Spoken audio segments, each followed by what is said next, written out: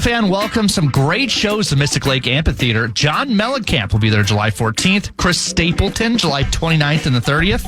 And Guns N' Roses will be there August 8th. You can get the complete details of all of our upcoming shows on the concert page, KFAN.com. Keyword calendar, KFAN.com, keyword calendar.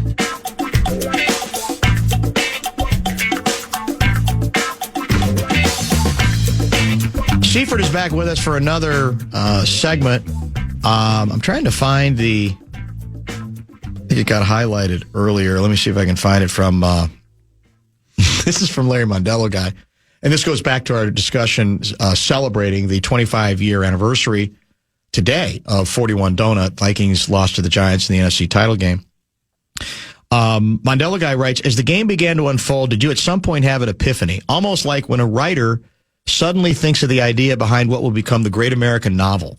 Like Newton having an apple fall on his head, only instead of a great scientific breakthrough or work of literature, it was the realization that you had a piece of smartassery that could be milked for 25 it wasn't years. No, it wasn't. Like, that's the thing. The game was such a dud that there was no, like, great inspiration. It probably wasn't your best column. No, you know? I was disappointed with my savagery in that column because it was so... I mean, it happened so thorough, happened so early. I don't even think I had my best. My knives were not sharpened properly. Like I certainly don't think that was one of my best stories or my best games. I do remember the following morning leaving the hotel, riding the shuttle to the airport, and we got in an accident. It was a classic New York. Two shuttle drivers screaming at each other, and neither one of them willing to merge, and all of a sudden we're in an accident. But so that was a good completion to the weekend. And appropriately so.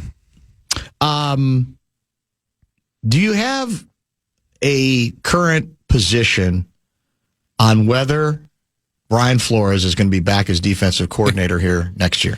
I mean, there's so many levels to it. Number one, there's 9 head coaching jobs. 9. More than a quarter of the league is looking for new head coaches. Is that a record? I don't know if it's got to be close. But I think we're averaging 6 or 7 every year, but this is, I think, even by those standards, high. And some of the best jobs in the league, the Baltimore job, the Pittsburgh job. I don't know if the Giants are a great, historic franchise. I don't know if you would consider them on the same level, but there's some potentially big time jobs out there. And if Brian Flores is not going to get a head coaching job in a year where not only is there 9 openings, but most people agree there's not like a bunch of obvious, like this is, the Sean McVays of the world, the Kevin O'Connell, like that people, it's just a matter of where they're going to go. Like there's not a ton of like really hyped up candidates. I'm sure there's good candidates out there, but if he doesn't get one this year, I don't know when he will, unless it truly is a matter of when he settles his lawsuit. But the defensive coordinator thing is already, I think, kind of alarming in the sense that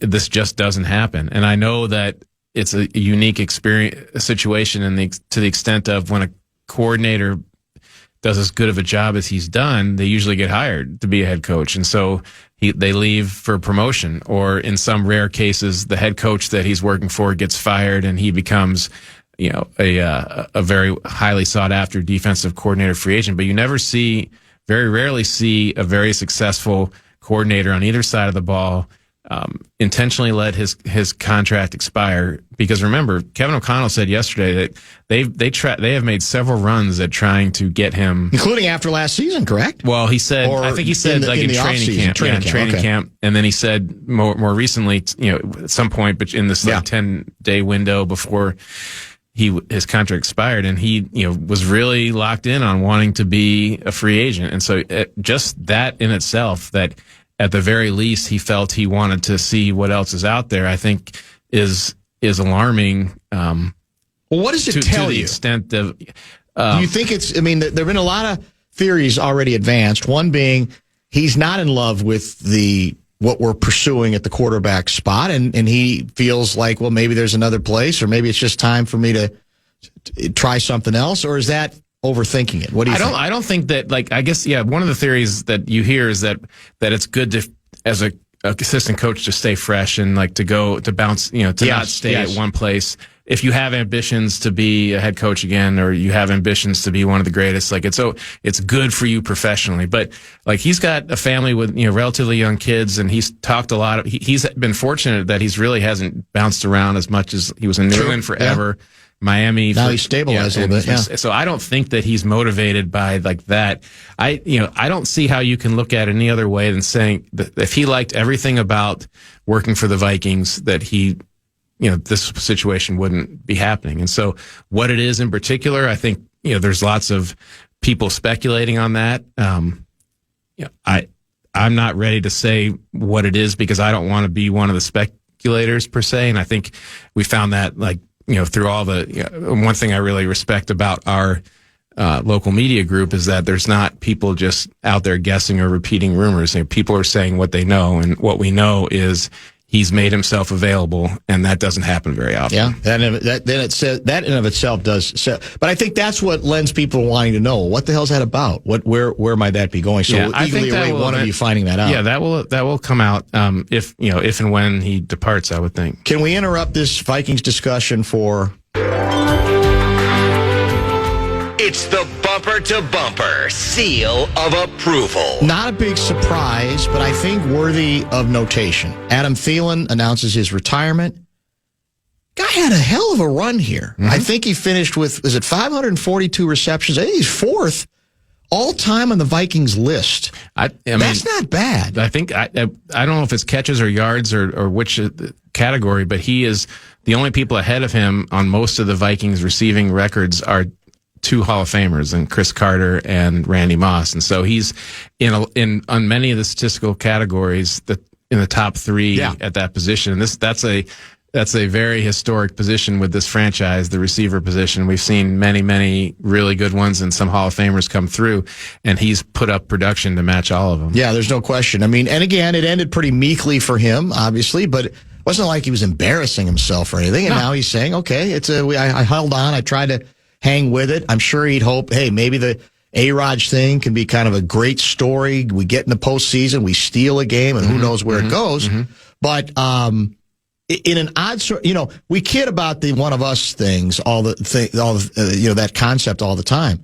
But regardless of where he was from, he was an extremely accomplished receiver for this team, and the fact that he wasn't a blue blood in the sense of a 5-star, any of that kind of prospect, I think is definitely worthy of note now that he's making it official. And it's for as much as his story has been repeated and celebrated in terms of being invited to the rookie mini camp and as basically a body, like in those days, and maybe to some extent now, teams would always go out and just sign a bunch of easily acquired people to be the practice opponents for the guys you drafted and some of your high priority undrafted free agents. And so that's really all he was doing there, and he was on that tryout. And so for as much as that's been just told and celebrated, you still don't see it happen very much. It's not like he opened a door to this flood of people who, if they could just get a tryout chance, like it's the rarest of the rare occasions for how people come to be noticed by decision makers, and it'll stand singularly for a long time. Colorado Kid is checking in. Okay. And he's very disappointed in you. And frankly, it sounds like me. Do we deserve it? Why does Kwesi get a free pass from you guys? He rates as one of the worst general managers regarding his drafts. A couple quality free agents should not get him off the hook. We are wasting valuable players' NFL careers on drafts that are almost irrelevant. If you disagree, Dan, look it up. He is the number one reason we stink. Well, I would say, and I think you probably fall in the category, I think we've been very clear about the draft record. Like, the draft record has been very poor. I looked it up. Is it fireable? It's hard to say that you fire somebody for those drafts when the record has been what it has been. And you can say the coaches deserve this credit, or the front office deserves that credit, or it's not Kwesi, it's Ryan Grigson, or it's the scouting guy, whatever you want to say.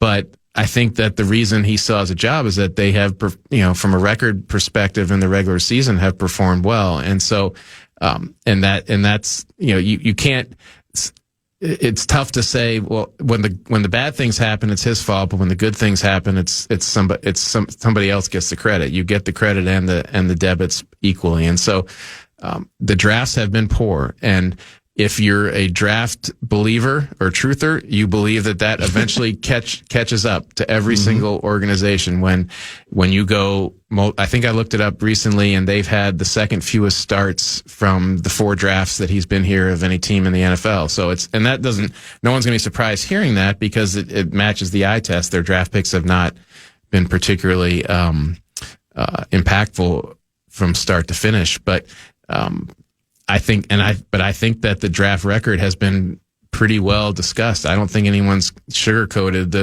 that his drafts have not been good, but it's not the only role of a general manager. No, and I would still submit that you can't separate, when it comes to the quarterback situation, you can't separate the GM from the head coach, because we all know the head coach's fingerprints are all over, for better or for worse, the approach, the decisions that they have made to this point.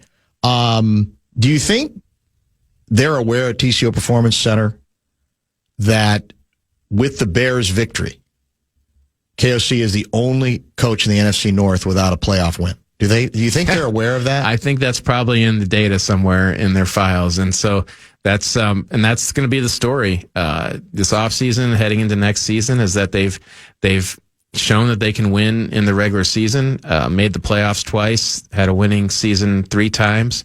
But there comes a time, where even for good coaches and good people, that the point here is not just to do that. The point is to take those final steps, and whatever the amount of time the owners give to do that, they give. But it's getting to be, they've already gone 4 years without doing it.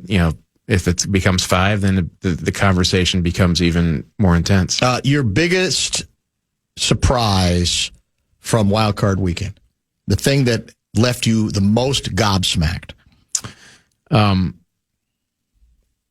It's weird, because the Eagles were the 3rd seed and, had a pretty decent season, but I've watched more than a few of their games, but they just looked miserable. This is the Super Bowl champs, and they, I know that they've had to swap out coordinators, on the offensive side, and, but just like the degree to which the vibe fell off really surprised me. And, they still have a ton of really talented players, and you would think that they would have, been more successful in the playoffs and made a longer run. But that's the first team that comes to my mind. You're not going to give my Bears any credit, are you? Well, it's hard to be surprised that they had a big fourth quarter comeback, because they've been doing that all year. It would be surprising if they didn't do what they did. And then I guess but the surprise out of that is that, at least to this point, it appears as the Packers are not going to be making any changes. Head coach or general does surprise manager. you? Well, they certainly set it up. The new president took over Ed Policy and didn't extend the head coach or the general manager. They made the playoffs barely, and then lost in the first round. And so, how much less would they have had to do to merit? And maybe they aren't able to come up with a contract, and he does become. There's still some people who think that until the announcement comes that they have a new contract, that he, could in theory not be the coach next year, Matt LaFleur. But they certainly haven't moved to do that in a time when you can get in on all the candidates, if that's going to be the case. Last item: is there any other Vikings thread or story that struck you from what KOC and Kwesi had to say? Well, I asked Kwesi about Christian Darrisaw, who we've talked about a fair bit, and obviously the left, he's being paid as the long-term left tackle, and he hurt the knee in October of 2024, and then really didn't ever become this season a guy they could rely on week to week, game to game, play to play. Did not, it just wasn't able to get over the hump physically, and so.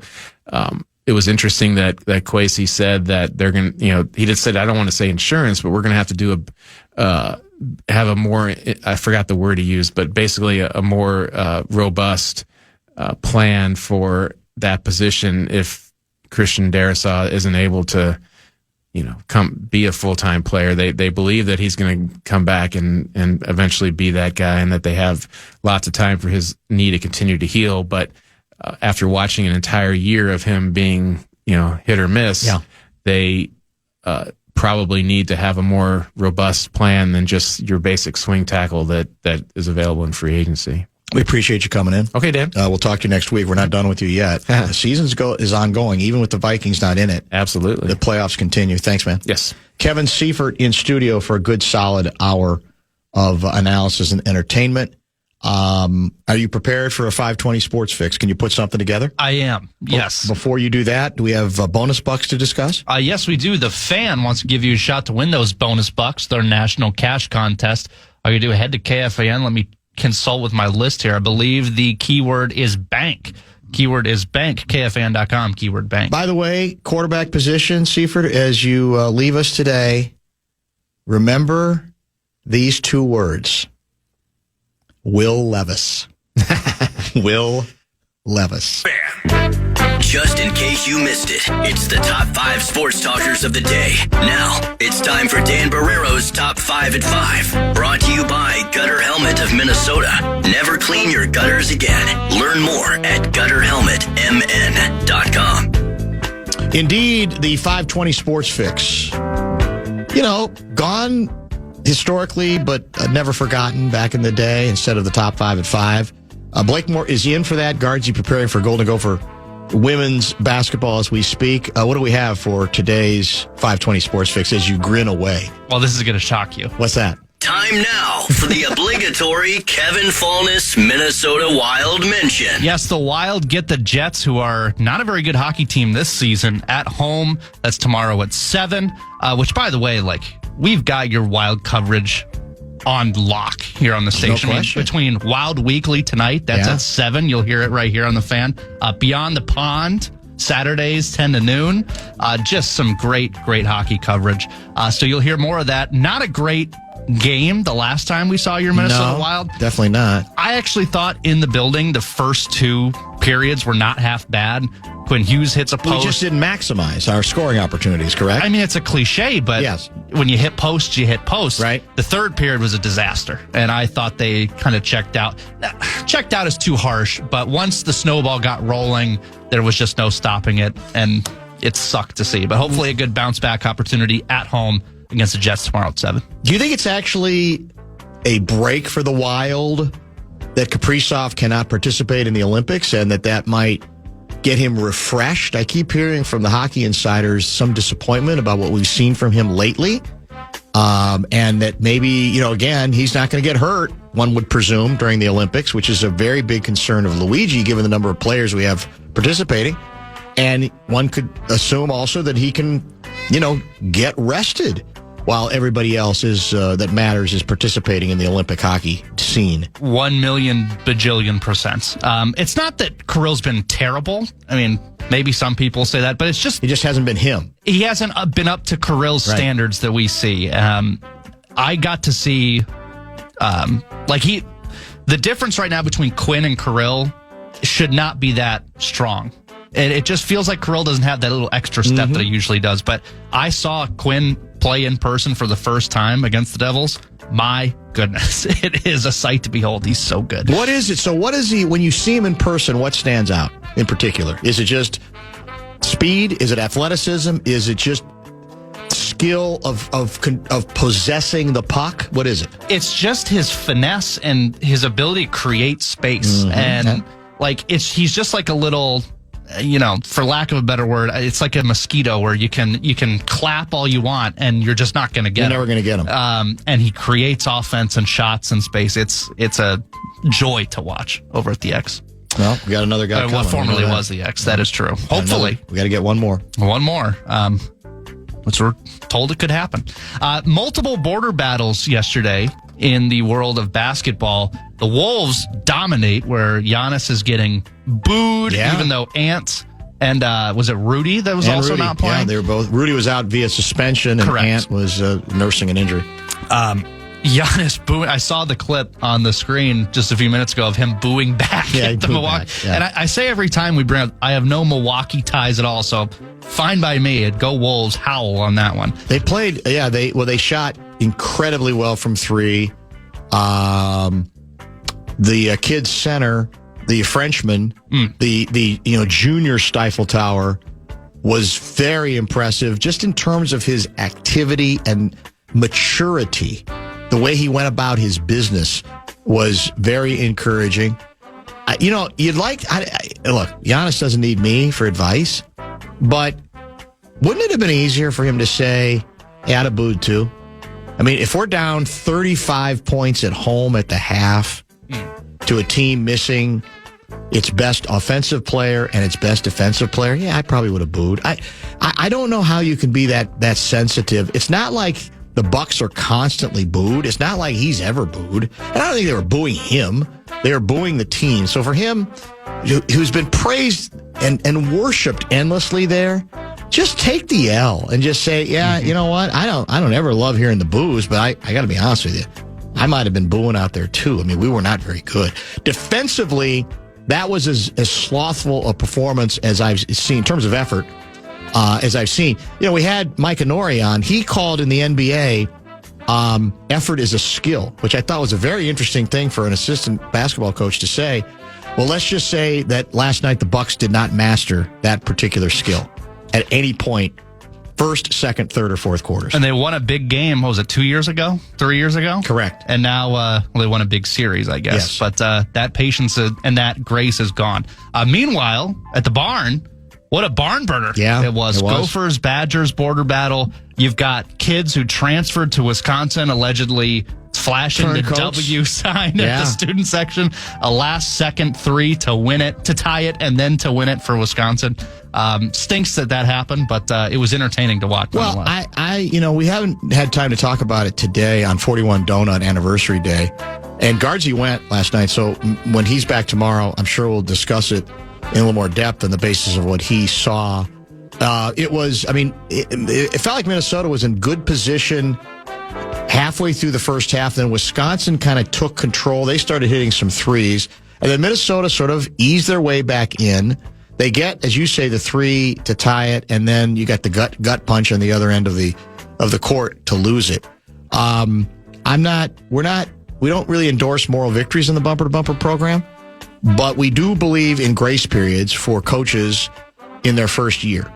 And I think what I come away with, again, watching the last several games, including most of the one last night, is the University of Minnesota has a guy who knows how to coach. And that was one of my complaints with the decision they made previously. No offense to Ben Johnson, a terrific guy who might still end up being a great head coach. But asking a kid that young to learn how to become a head coach at the Big Ten level is dangerous at best, reckless at worst. And what I think, pretty much know about Medved is the guy knows how to run a program. He knows how to run a team. And you're seeing that, I think, most nights, that he knows how to run the operation. Now, ultimately, he's also going to have to prove that he can accumulate and hold on to enough big-time talent when you get to the Big Ten level. That's a fair question. But in terms of just running the game, running a team, have we not already seen enough to say this guy's a coach? And to that extent, I think Gopher fans should be very encouraged, as frustrating as it was last night. I have a record. This might be a record on the Fan. 3 different talkers about the Pittsburgh Steelers. 3? I love it. I'll just let you decide which one, because you probably have time for only one more. Brian Flores has been requested by said Steelers. Oh, he has? Is that now official? I believe. Steelers request. Yes. Steelers request interviews with Brian Flores. I know that was speculated on. That's interesting. He's already interviewed for the Baltimore head coaching job, correct? That much we know. That's confirmed. And now the Steelers are added to the mix. That's fascinating. So there's that. What was your favorite? Keep going. We can go a little long. All right. Well, just on that, do you feel like that's a enticing destination for him? Well, that's a good question, because the interesting thing about the Steelers to me is the assumption is that A-Raj was only going to consider staying if Tomlin was still the head coach, because clearly he's loved working with Tomlin. Now, maybe he'll know enough and like B-Flow enough if it's him that he'd say, okay, I'll come back around. But if you're B-Flow and you know how important the quarterback position is, that's what, if Rodgers isn't the guy, then they're back at square one, right, at the quarterback position. And how dangerous is that? I mean, I think you'd probably say that the Ravens' job is more attractive, despite the Steelers' history, because of what they still have at the quarterback position. So the plot thickens on B-Flow, and we heard again from Seifert. I've heard it from every media jackal we've had on this show who covers the team regularly, that none of them would be surprised that even if he doesn't get a head coaching job, that he would go elsewhere to be a defensive coordinator. And that should be concerning, but whether you're concerned by it or not, in terms of what it means about his relationship within the organization, how he feels about the organization, it raises some significant issues about who the hell do you get to run that defense, and can they possibly be as capable as B-Flow tended to be. So stay tuned. That's going to be, along with the quarterback story, obviously, the B-Flow matter, how it's resolved, will be the other biggest offseason story for the Vikings going into next year. What was your favorite Adam Thielen moment? Officially announced his retirement on social media.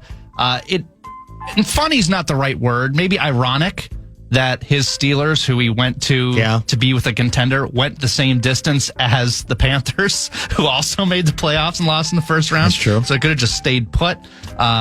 He was just okay for a second stint with the Vikes, but it made for a great story, so that's why he was here, which we're happy for him. What was your favorite Adam Thielen moment? Well, I think what I said earlier is that his overall accomplishment and production as a guy who obviously was not on anybody's radar, that's what should be celebrated. If you end up being... The Vikings have had some pretty damn good receivers, correct? Pretty good. He's finished, in terms of receptions, I think he's fourth all time in Vikings history. And I believe Seifert said there was at least one other category, maybe it's yardage, where he's second only to a pair of Hall of Famers, Randy Moss and Chris Carter. That's damn good praise. And so he was a really good receiver who I think realized, okay, this is probably the end of it.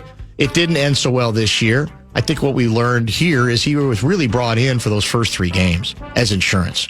And after that, he didn't get much time. He decides, he asks the Vikings to let him go. He goes to Pittsburgh. He tries to get a little something going with A-Raj. He kind of does, but it doesn't particularly last as well. But the larger story shouldn't be about how he finished. The larger story should be about what he accomplished as a guy that, nobody gave 2-second thoughts to when he came out of college.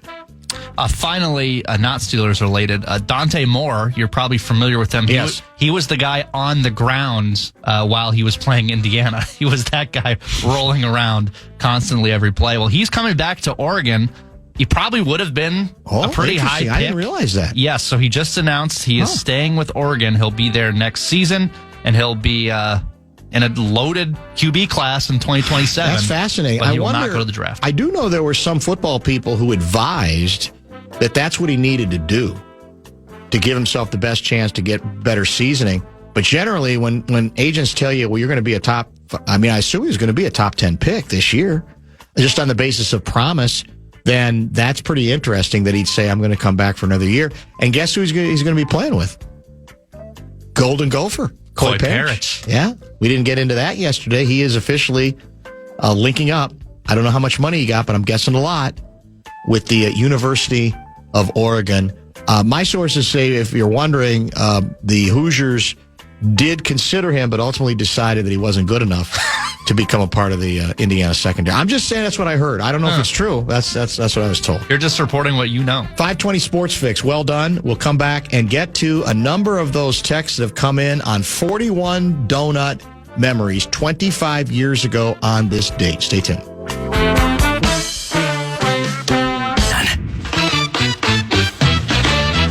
It's a Wild Wednesday here on KFAN. We're taking your talkbacks for tickets all day long. Use the talkback feature in the iHeartRadio app.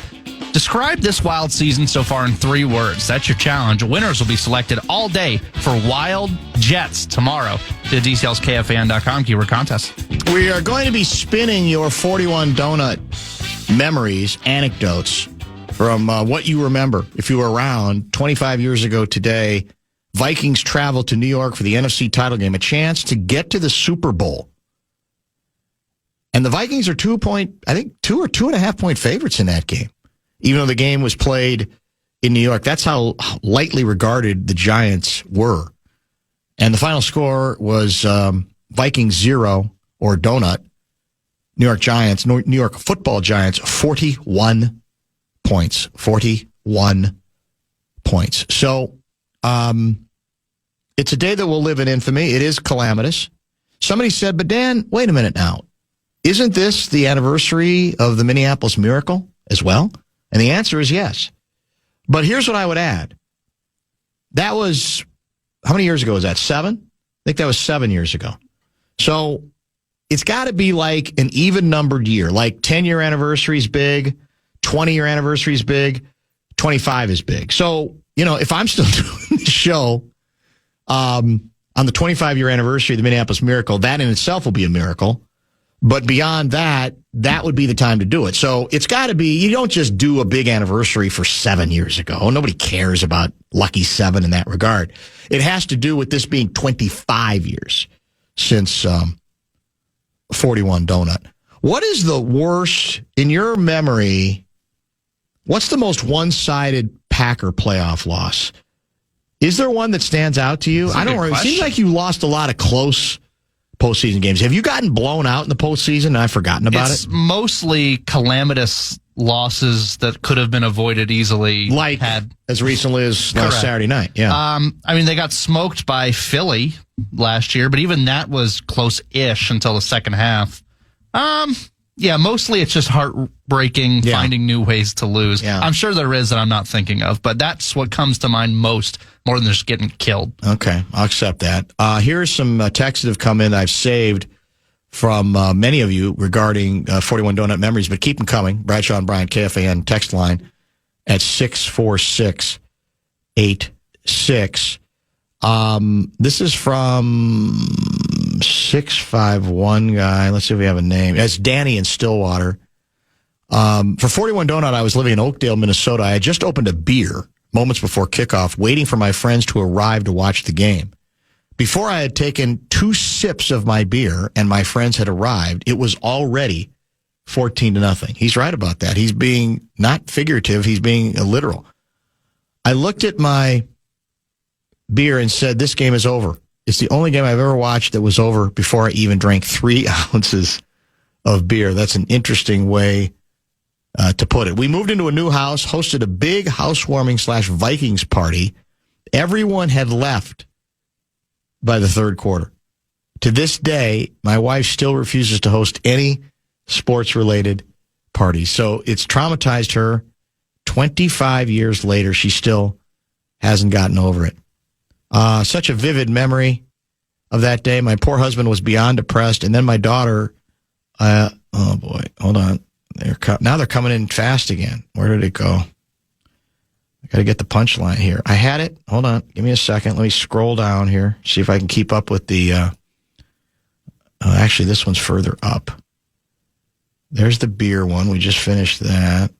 And I'd moved past the beer thing, but my cursor is not cooperating with me all of a sudden. Everyone's gone by the third quarter. Oh, and then my daughter, very late potty trainer, went potty in the potty chair for the very first time. Victory. So that was the consolation prize. That's big. That cannot be underrated or overrated as a very, very important moment. I was 23 years old, writes Ryan, for 41 Donut. In my mind, I knew everything. I was watching the game with my dad. At the 2-minute warning of the first half, he shut off the TV and said, the Vikes are not going to score a single point. I turned the TV back on, proceeded to waste 2 more hours. I would never question his wisdom again. Rest in peace, Dad. I hope to know half of what you ever did. That's always the interesting question. I got a lot of texts about this where if the game gets out of hand, it was 34-0 at the half. If the game gets that out of hand, are you more likely to just go do something else, or was it? Now I'm admittedly an ambulance chaser, and in this case, I was there covering it, so I had a job to do. I couldn't leave if I wanted to, but I'm always fascinated by which way it goes. Do you almost?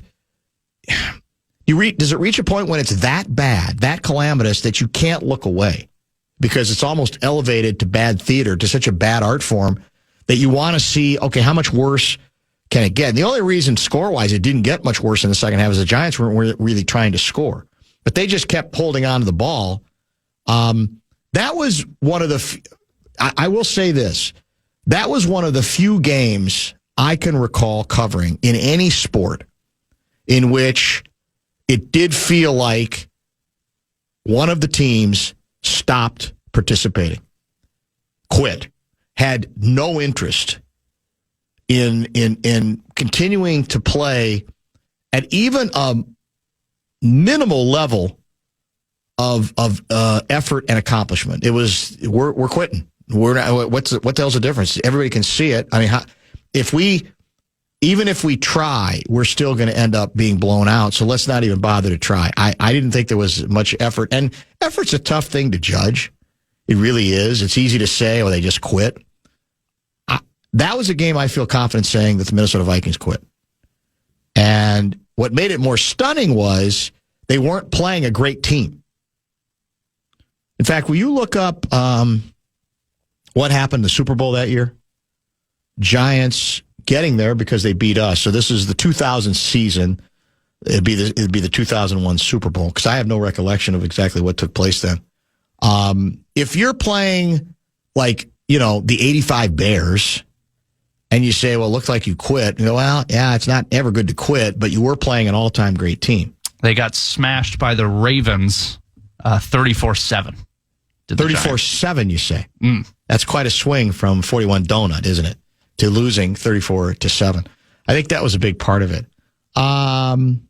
Trombone guy checking in. Do you know if 41 Donut was the game where Madden said that the Vikings defense looked like chairs? I love Hilarious that. Description. If that wasn't the game, it certainly could have been. Thanks for the fun memories.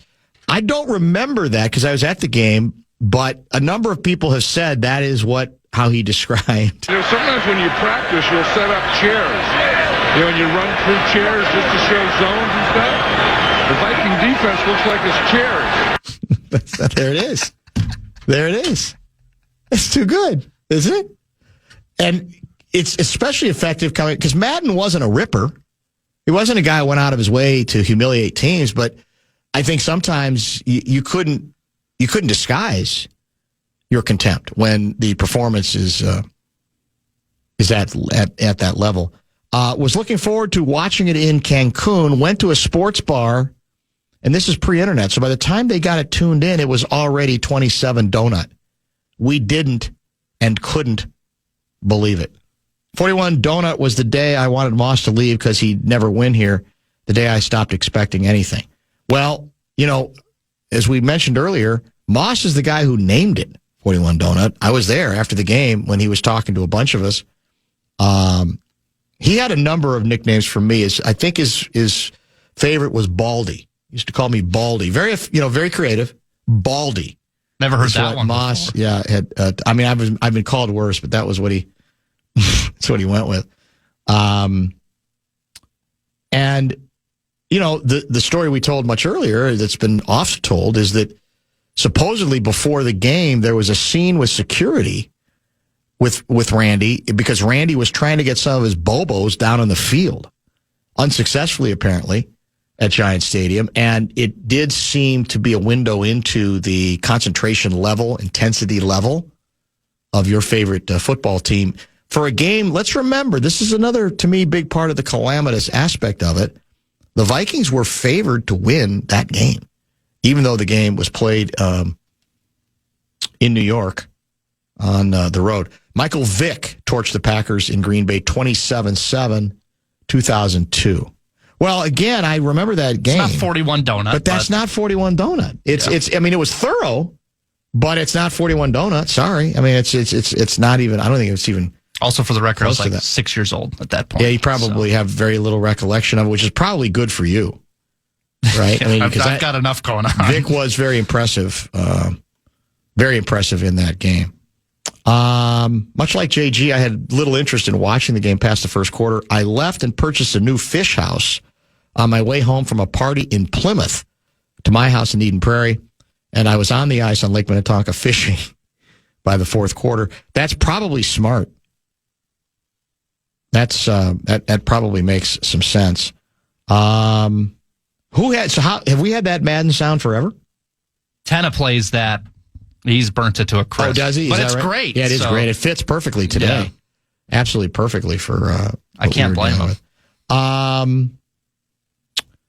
Liz is checking in from Egan. I went to the game with my brother, 16-year-old niece, and my two 7-year-old nephews.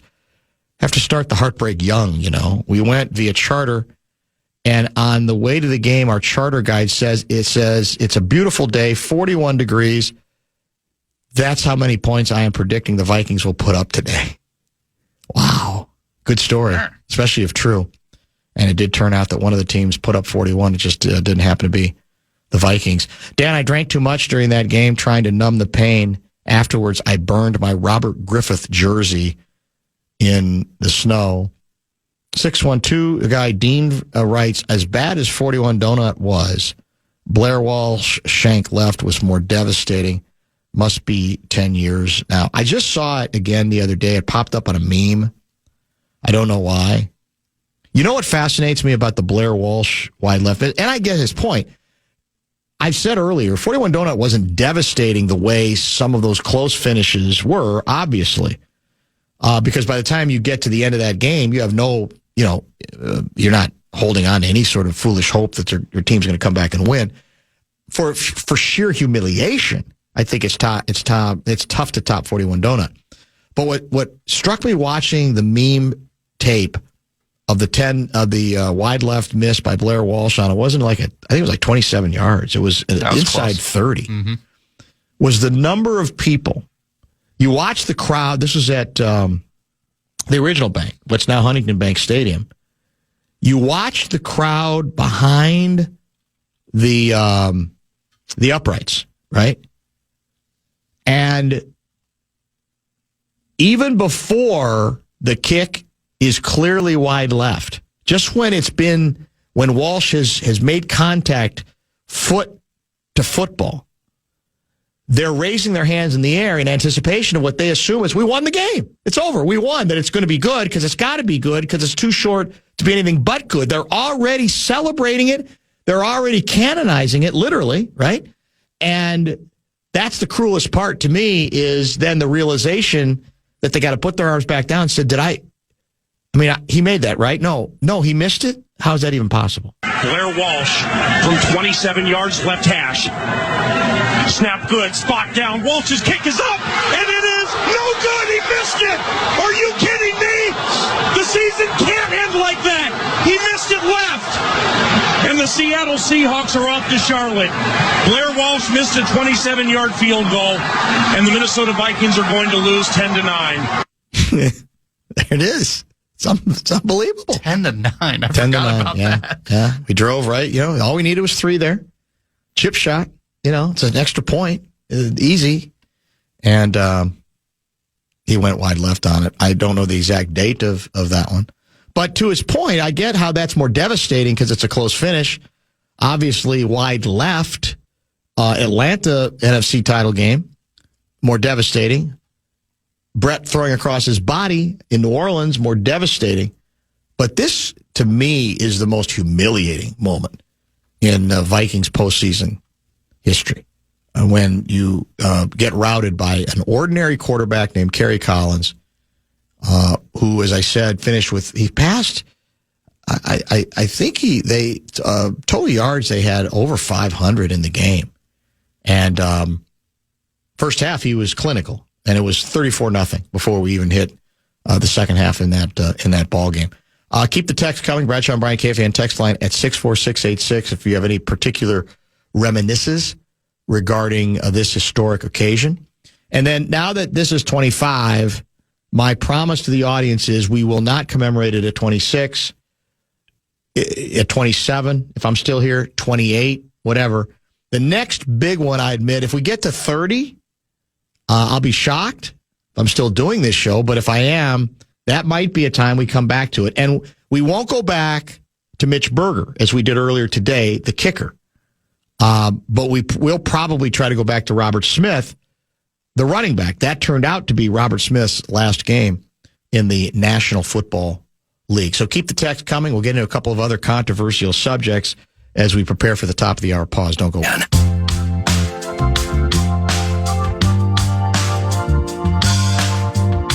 remember that one teacher who made a difference? Well, now's your chance to say thanks with iHeartRadio's Thank a Teacher, and is powered by Donors Choose, nominating an outstanding public school teacher to win $5,000 for classroom supplies. This week's winner, Janelle Shermers. Hope I'm pronouncing that right. Shermers teaches at Rogers Elementary STEM Magnet School. It's always going above and beyond for her students. Enter now, iHeartRadio.com/teachers, iHeartRadio.com/teachers. So we got no Wild tonight. We got no Wolves tonight, right? That is correct. Wild Weekly, though. Wild Weekly's tonight at 7 o'clock. Who is it featuring tonight? Do we know? You'll have to find out. Okay, because you don't know either. No. I doubt the Fallness knows. He tends to wing those. I'd imagine it's Fallness Antenna and someone. Probably Pat. But we'll see. Yeah, it could be a combination of each and every one of them. And then we've got the divisional round of the playoffs, right? As we call it in the business. That includes only, think about it, a single NFC North team. Who knew? I mean, if you go back to before the season began and say by the second weekend of the playoffs, only the Bears will be left standing, people would have mocked you. And that's what is, I think, inviting about the National Football League is we know a lot, but there are occasions where teams can kind of jump up. How much further they go, I don't know. I mean, the Rams are good. Stafford's, I guess his health is a little bit in question, although I know he'll play. I think a lot of people are counting on bear weather, but the Rams played in a snowy Philly last year in the, was that the NFC title game last year? Whatever round it was, Rams gave the Eagles all they could handle before ultimately succumbing. I mean, they had the ball with a chance to either, was it tie or go ahead? And they eventually had to give it up on down. So we'll see how that goes. I think that's the second game Sunday. I think it's 5:30 Central Time out of Chicago. Do you know who first infamously dubbed the game 41 Donut? Yes. This is a question from Eric in Circle Pines. The answer is yes, we do know it, unless he knows it and is just challenging us. Randy Moss, as we talked about earlier in the show. Moss was the guy who didn't really seem all that devastated after the game and referred to it. That's how it got the name. We weren't clever enough. The average media jackal amongst us, we may have been effective cheap shot artists, but none of us came up with 41 Donut. We used it. It's become infamous ever since, that's for sure. But we didn't come up with it. How long until Greenland gets an NFL franchise? Well played to connect things to the A section. I'll probably get back to that a little bit on tomorrow's program. The guest lineup tomorrow is interesting because I think Mace in Your Face is back in studio tomorrow. He's usually with us on Wednesday, but I think he was coming back today from Florida. So he will be on tomorrow's program. And then what else do we have tomorrow? We hope Sean Salisbury is back, and confirmed Tom Crean is back to talk hoops. NBA hoops as well. Let me get to a couple other memories from 41 Donut because they have been coming in almost from the start of the program. Lawyer Tom writes, after 41 Donut, I was completely disgusted with the purple and Randy Moss in particular, so much so that I gave away my Moss away white number 84 jersey to a neighbor kid. To top it off, it was several years before I purchased another jersey, a lovely home/purple number 42, Darren Sharper. Needless to say, that jersey was donated to the Goodwill not long after he went to the Saints. Then a bunch of other stuff happened. I'm guessing it's now in a landfill somewhere or being recycled through yet another Goodwill, waiting for some unsuspecting grandmother to snatch up that sweet find for her sad sack grandson. Dan, my mom will be 90 on Saturday. She's been a Vikings fan since day one. Her health has really been declining. But the other day she told me maybe next year. That's Dean checking in. Yeah, well, happy birthday to Mom. It's a good run, man, if you're hitting 90. I hope she can hang in there. And if she can be optimistic, perhaps Anybody could be optimistic. Dan, my first Vikings game was the playoff loss to the Falcons, and I said never again. Then the Vikings drafted a college teammate of mine, Jimmy Kleinsasser. Fast forward to 41 Donut. Now I am scarred for life. Scarred for life. That lawyer Tom text that he had, the Sharper, who do you think he has a jersey of now? Well, because they might be cursed. Yeah, you're right. That's a very good point. Might be Jordan Addison. Well, I got Walsh memories coming in a wide left. I don't want to milk that too much. I want to stick it to, even though that did come up, stick to 41 Donut. So let me get to a couple more of those before we perhaps head into some other subjects late in this broadcast. I seem to remember Chris Carter on your show calling it 41 Bagel one time. Does anyone else remember that? I don't. I remember very little about my own show. I learn almost every day how much better other people's memories are, going way, way back. They call back the stuff that I had long forgotten, and then it kind of rings a bell in my head, which is pretty impressive. Dan, 25 years ago, I was in the hospital with my then wife after she was induced to give birth to our son. Things had not progressed very much throughout the day, so she told me to go and get dinner. She never mentioned she wanted anything, so I just went and grabbed myself a McDonald's, ate it in the car, came back to the room, ended up getting absolutely chastised by the mom-to-be for not bringing her back any food, even though she didn't mention it. So I went and got her food. We had our son 2 days later. Didn't think it would get any worse than 41 Donut, but it did. That's Nick checking in from Belle Plaine. A lot of people have sort of complimentary stories that something else happened on that day that actually ended up being more significant than the 41 Donut game itself, which often happens. Sometimes it's just in other news, Vikings are edged 41 to Donut. Dan, keep talking about 41 Donut. I'm changing stations in about 41 seconds. That's from Ron. Conspiracy theory people are weak-minded idiots. But as I recall, before the 41 Donut game, coaches calling plays never covered their faces. After that game, they all did. Am I wrong? Why is that not at least part of the conversation? I don't remember that. I'm still not convinced. There's still coaches I see who don't do a particularly good job of covering their faces, and I'm still not convinced it matters as much as we like to think it does, but maybe it does. I don't know. I mean, everybody's looking for an edge. I mean, there's no question about that. Everybody wants it, an edge of some sort, but I don't remember that being the tipping point. But maybe other people can remind me that is indeed the case. Let's see. You traded. There's some stuff on Addison and Naylor coming in here. I was a sophomore in high school for 41 Donut. We turned the game off at halftime, went snowmobiling. Then we watched Gladiator, which had just come out on VHS. Turned out to be a great afternoon. That's another dated reference, VHS. A lot of people don't even know what the hell that means. But, it was a recorder is what it was. The 41 Donut game doesn't stand out that much to me at this point. I'm 40 years old. It's just on the list at this point. I can say it was the closest run to the 98 season that got most of us hooked in our young teenage years. This is a painful existence, Skol Vikes. Speaking of the Vikes, we just had the anniversary yesterday of, I think was yesterday, the anniversary of the 16-6 Super Bowl loss to Pittsburgh. And that had me do a little bit of research on my own yesterday.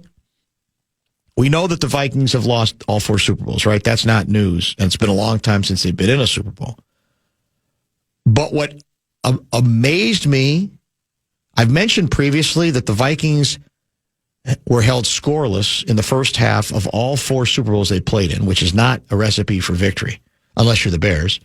But here's the other one that shocked me. I counted up in the 4 Super Bowls, start to finish, 2 non-garbage time touchdowns scored by the offense in 4 games. That's not going to work either, is it? Because in the 16-6 game, I think the only touchdown was on a blocked kick. the offense did not provide any points. So if you look back on the futility of the purple, if you want to stay with the calamity theme, that's not helpful. Now, again, the games were much more low scoring then than they are now. But nevertheless, we had some really good offenses, and we've done nothing in the 4 Super Bowls. When you have basically 2 touchdowns when it's still a game and 2 other touchdowns in garbage time through 4 times 4? 16 quarters of action. Doesn't show much sign that you're much of an offensive juggernaut for sure. We'll finish with a couple more texts. Remind you what you missed earlier in the program, including a terrific conversation that began about 3:15. And we'll set up tomorrow's broadcast as well. And remind you what we have coming up right after we're done at 6:30. Stay tuned. It's the Bumper to Bumper Show Wrap. And it's brought to you by American Pressure. Quite an eclectic program again today, and it all began with a visit with Wolves assistant coach Micah Norrie. And we hope that this is the first of many appearances with Micah. It was a lot of fun. We talked a lot about the fact that we're both Indiana grads. So we're both enjoying the football run. We talked a little bit about how a guy who played baseball at Indiana University ends up becoming a professional basketball coach.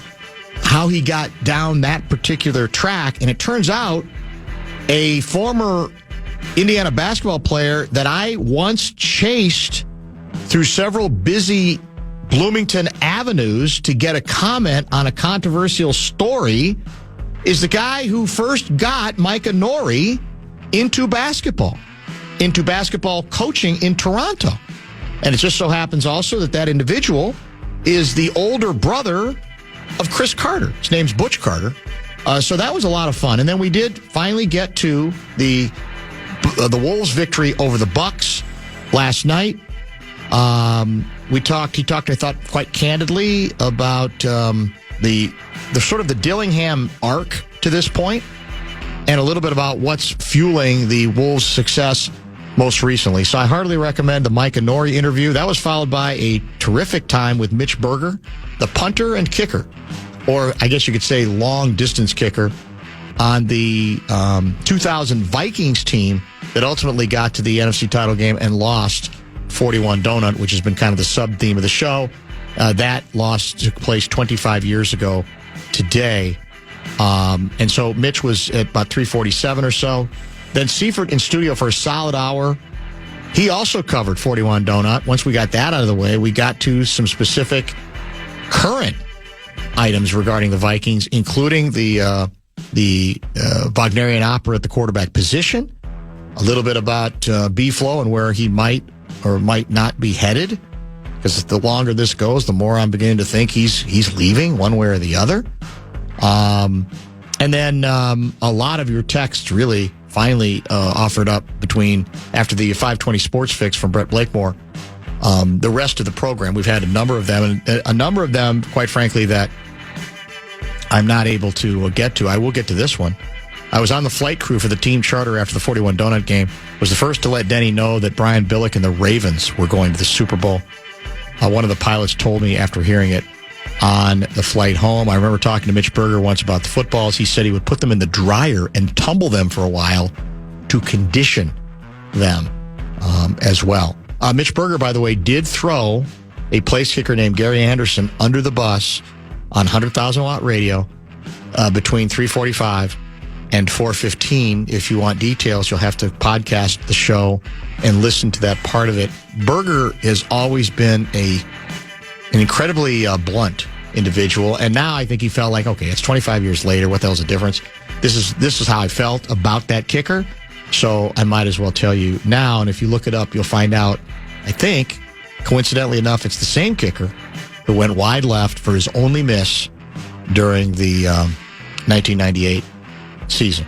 And that NFC title game, you'll recall, the Vikings were not only favored, they were at home, favored by double digits. I think it was 10, maybe even 11 points. So a lot of good stuff today. Kessler had the day off because he's battling a cold. that's apparently gotten into his chest. So no Kessler today. We'll probably return to some A-section stuff tomorrow. In addition, tomorrow, we hope for Sean Salisbury's return. We have confirmed Tom Crean, who these days is doing a lot of the TV analysis post the game, halftime, and pregame as well on the Wolves FanDuel channel. So Tom Crean is scheduled for tomorrow. And Mace in Your Face makes a return in studio tomorrow. We will preview with him the national championship game. Indiana, by the last I saw, they were 8.5-point favorites to win, which is scary when you think about it on a number of levels. But I guess that's largely a function of their dominance throughout their postseason run to this point. I still almost can't. I still have a hard time believing it. I really do. The whole thing still feels a little bit like a fever dream, because it's just so preposterous. It's the definition of preposterous that Indiana would find itself in this position where overconfidence literally seems to be its only enemy for the national championship. It's still mind-boggling. It really is. I mean, this is losing his program in college football until halfway through this past season, the 2025 season. This is what you do on a video game. You hire yourself as the coach, as the worst historic team, and you take them to a national championship in like 2 years. Basically, and it's happening in real life. Now I'm waiting for the SIG to the pros rumors to start.